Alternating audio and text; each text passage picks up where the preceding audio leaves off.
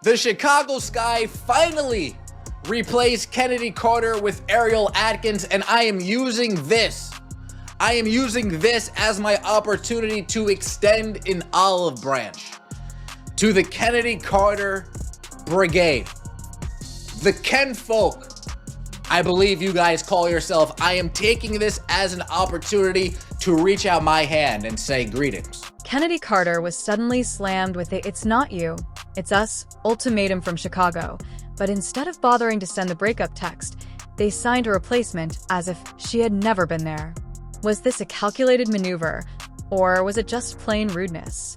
Hold on tight, for this drama is about to get. So Chennedy Carter is a player for nobody right now. Absolutely nobody. She is not playing basketball, and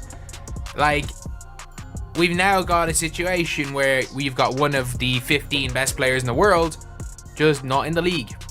After spending the season taking cheap shots, side-eyeing, and generally acting like Caitlin Clark's personal villain, Chennedy Carter finally received a reality check that was hotter than a Chicago summer.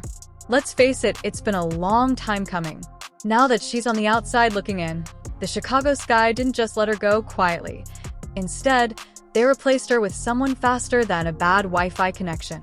Atkins is a good guard. She's a solid player.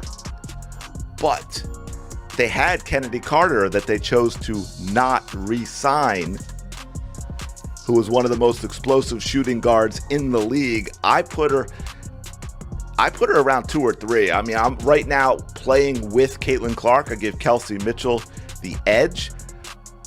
Right now, I think Chennedy Carter is a better shooting guard than, say, Sabrina Ionescu, Kelsey Plum. So, I mean, she's right. Enter while Carter is out here watching her WNBA future evaporate like spilled Gatorade on the hardwood.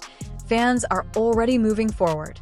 Some are celebrating like they just won the lottery, while others, mostly Carter's diehard defenders, are out there acting as though this was the biggest injustice since the referees started missing glaring fouls. Ariel Atkins is a proven baller, a solid team player, and most importantly, someone who doesn't bring needless drama every time she steps on the court. It's a mad one for me, because I'm like, this is, if this was a year ago, fair enough. But the Sky were willing to take her in. And look, I get it, maybe she wasn't the greatest in the locker room, but she was really good at basketball. As blunt as it gets, Chicago wasn't exactly subtle about this. Instead of leaving the door open for Carter to return, they slammed it shut, locked it, and threw away the key. If that wasn't obvious beforehand, it's now signing a new player before Carter had a chance to make her case. Do you have any regrets on how it happened and everything that's happened since then? I don't have any regrets with anything. I'm going to compete and play 100% hard no matter who it is, like I said, or who we're playing. No, I don't have any regrets. And who could be shocked, really? While some of Carter's remaining fans are out there yelling about how unfair this is, the truth is simple. If you can't be a team player, teams won't keep you around. That's not a slight. It's just business.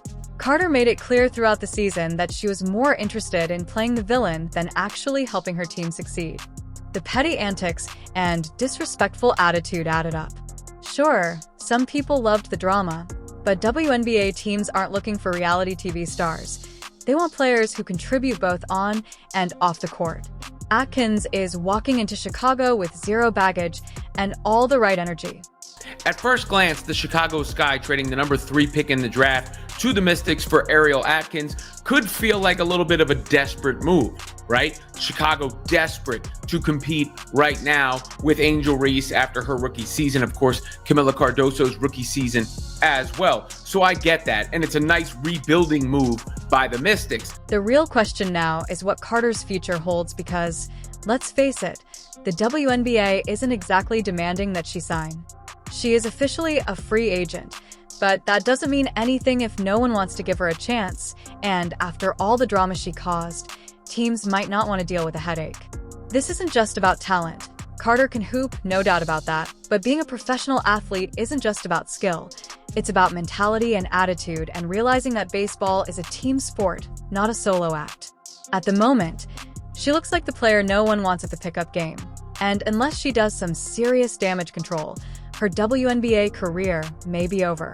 next year due to Carter's behavior, which apparently went unchecked by former coach Teresa Weatherspoon. There was concern within the team regarding how re-signing Carter would impact the Sky's chances of landing other free agents. And likely this was a joint decision that was made between the GM and the new head coach, Tyler Marsh. Chicago Carter is wondering where it all went wrong, but they're not looking back. They've moved on and are prepared to concentrate on winning now that Atkins is involved. Spoiler alert, there were several of these throughout the season, not just one. Chennedy, after making Caitlin Clark her personal punching bag both literally and figuratively for an entire season, Carter went from being a walking controversy to a walking free agent with no takers. To be honest, can you blame them? Now, Carter faces an empty schedule for the 2025 WNBA season, and it's amazing to think that things could have turned out so differently. Perhaps she wouldn't be in this predicament if she had spent more time concentrating on her game and less time attempting to message Caitlin, but Carter chose violence both on and off the court. She took cheap shots, played the villain role with pride, and pretended that Clark was just a rookie who didn't deserve respect. Now, rather than protecting Caitlin, she will be watching her light up the league from her couch with a phone in one hand and likely scrolling through WNBA highlights that no longer feature her. She turned to you a little bit after the FIBA I score. didn't answer no Caitlin Clark questions. Did she say anything to you? I don't know what she said. What'd you say to her? I didn't say anything. That's sufficient. This decline was completely preventable in the first place. Despite their rivalry, several athletes have remained professional enough to preserve their careers. The irony of it all is that Caitlin Clark, the player Carter tried to humiliate throughout the season, is thriving and not only in the league, but is also becoming its biggest star while Carter is dealing with the deafening silence of zero contract offers. Carter, on the other hand, took it too far. She wasn't just aggressive on the court. She carried that same energy to social media interviews and interactions. Now that no team is willing to take a chance on her, she's getting a taste of what happens when you turn yourself into a problem instead of a player. As she prepares for what may be an MVP-caliber season, Clark is breaking records, obtaining endorsements, and demonstrating that professionalism and genuine talent will always prevail in the end. And that's what Caitlin Clark has done. Caitlin Clark has changed the industry.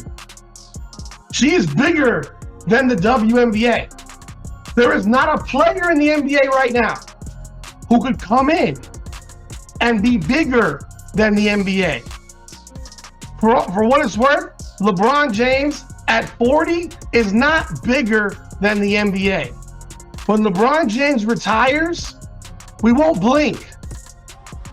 I'm being real. People will not blink. They'll keep watching. Since front offices have long memories and Carter's reputation doesn't exactly make her a prime candidate for a comeback, her options are now very limited. If no WNBA team wants her, she will either play overseas or take a long break from basketball altogether. Let's face it, once a player leaves the WNBA, there's never a guarantee they'll return. The league has decided that there is no room for that nonsense, so while Caitlin Clark is out there making history and dropping dimes, Carter will be at home watching, wondering, and hopefully learning a hard lesson. Respect matters. Talent will only get you so far. Character is what keeps you in the game. This is the biggest career flop in recent memory.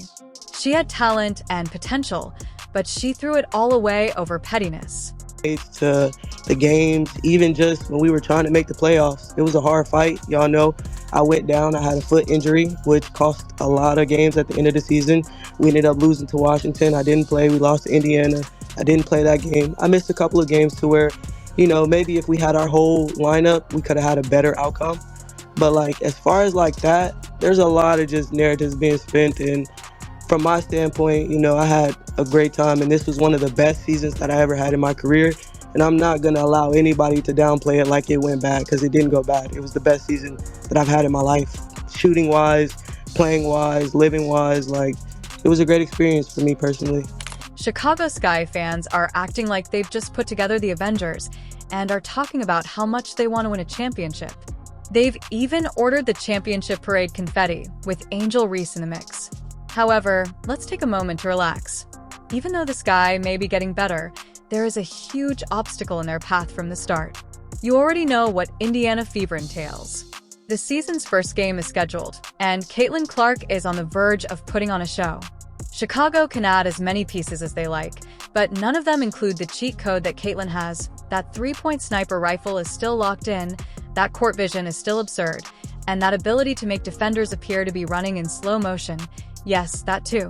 And let's not forget the obvious. The Clark-Reese rivalry is back, and the basketball gods made sure this matchup happened early.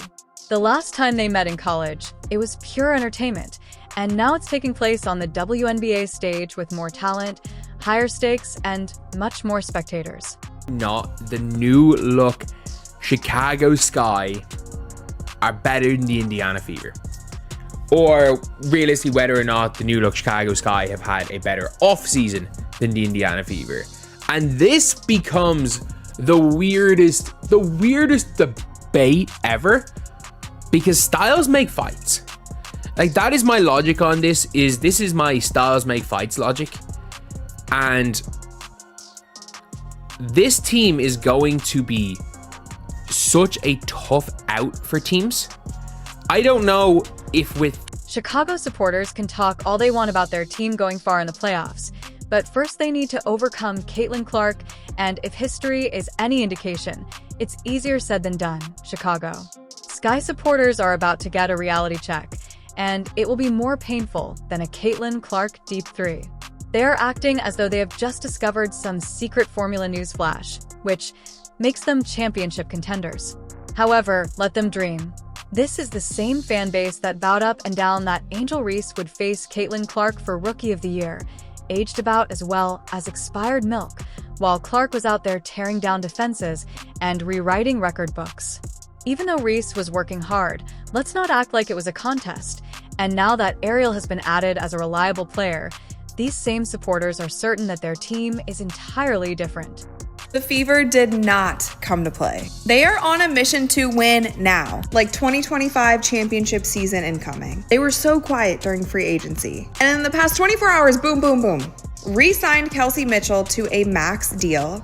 Picked up Natasha Howard, bringing her back to the Indiana Fever, where she was originally drafted. And then they just announced a three-way trade, sending Alyssa Smith to Dallas and Sophie Cunningham coming to the Fever. This team in 24 hours just got some delusions on a higher level without a question.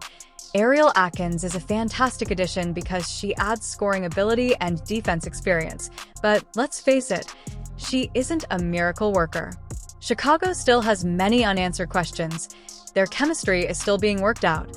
Nobody is afraid of their depth, and they can still compete with the best teams. Very doubtful. Yet for some reason, Indiana fans are acting as though Sky fans assembled a powerhouse team overnight.